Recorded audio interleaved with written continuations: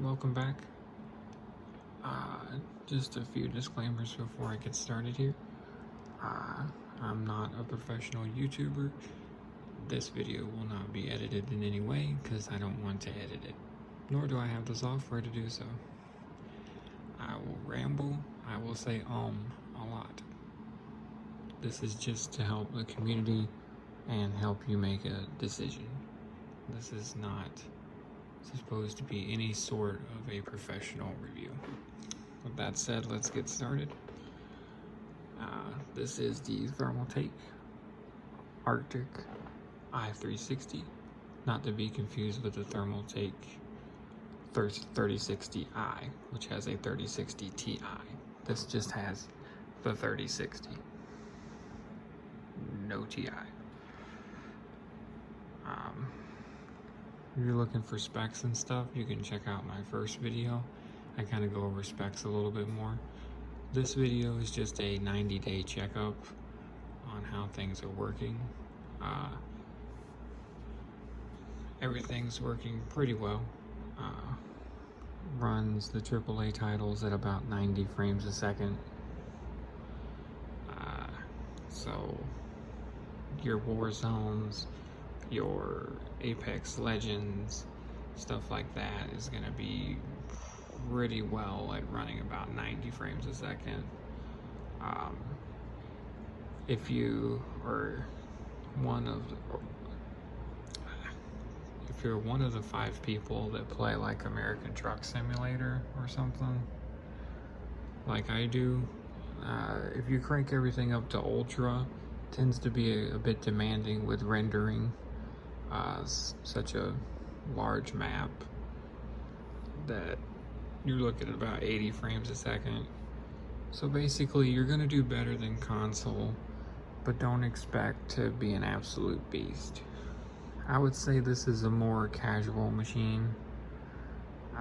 You know, I have my Series S that I use, you know, for stuff, and then I just use this one for, obviously, for games that are only on PC, or for that run a bit better on PC, or I need a FPS, like advantage, I shouldn't say, or like maybe boost is a better word, but you know, for stuff like that. So, but I'm a pretty casual gamer. I'm a dad, so I don't have a lot of time to game, but when I do, this is gonna work fine. Just a quick overview of the specs. If you don't really want to go look at my first video, that's cool. By the way, thanks at the time of this publishing, thanks for almost 300 views on my first video. That's way more than I could have ever imagined. So if you watched the first video, thank you very much. I really appreciate that. Like I said, I'm not a professional or nothing, so 300 and a few people subscribed, so I'm not sure how to take that either, because this wasn't supposed to be a thing, but I guess if I keep getting subscribers, I could do something with it. I don't know, maybe not. That's still up in the air. Anyway, sorry. Like I said, I warned you, I ramble. But this has the i5 and 11, wow. 16 gigabytes of RAM, running at 3600 megahertz, which is quite a boost from the standard or normal 3200, so that was pretty nice. The AIO here is nice. It looks good, especially with the white. It looks great. Is it unnecessary? Yeah, you could probably make an argument for that. I mean, I never have any cooling problems, but maybe that's because of the AIO. I'm not sure. But I don't I think you could put just a regular fan up there and just be fine with it. I don't think you need a real AIO, but hey, the cooler the better. I mean, I guess I can't really complain.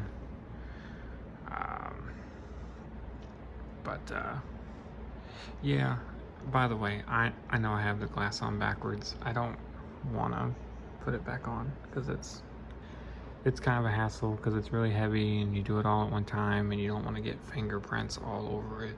So I just leave it the way it is, but it's just these little screws that you screw out here. I just don't want to.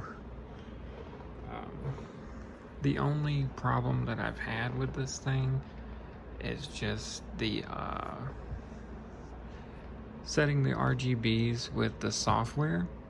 The software doesn't really work, as you'll see here. You can go in for the software here, but demons.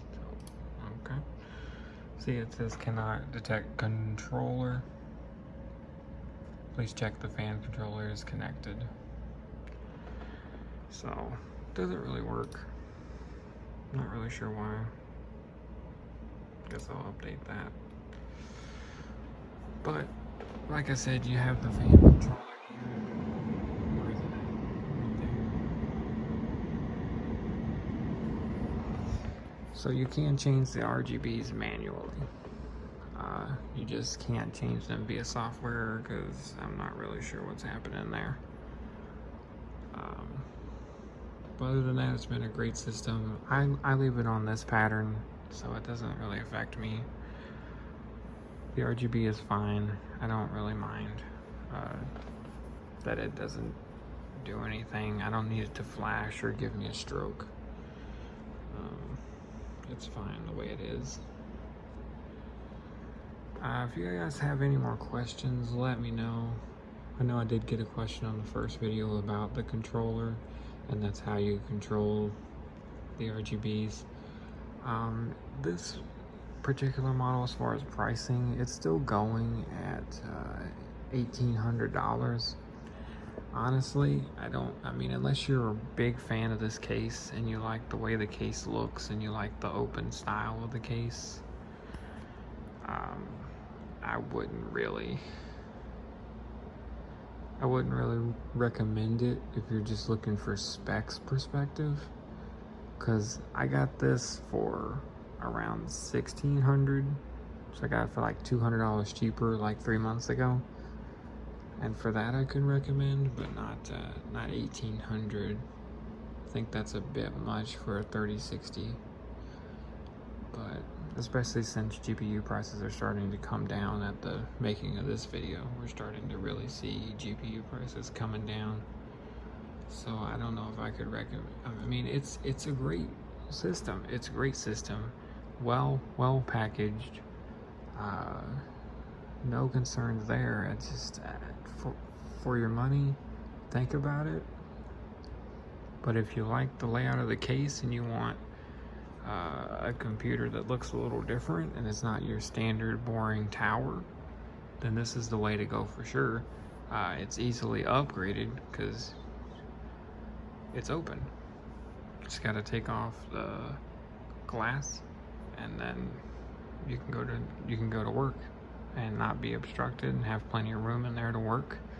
If you wanted to change out the GPU or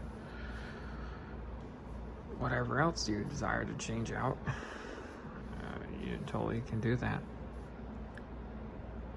I guess I'll end things here. Once again, if you have any other questions, I'd be happy to answer them. I answer all the questions because I'm not a professional, so I don't have thousands of comments. So if you ask a question, I can answer it. I'll get around to it. Thanks for watching. Might talk to you later. Maybe I'll make another video at some point. Bye-bye for now.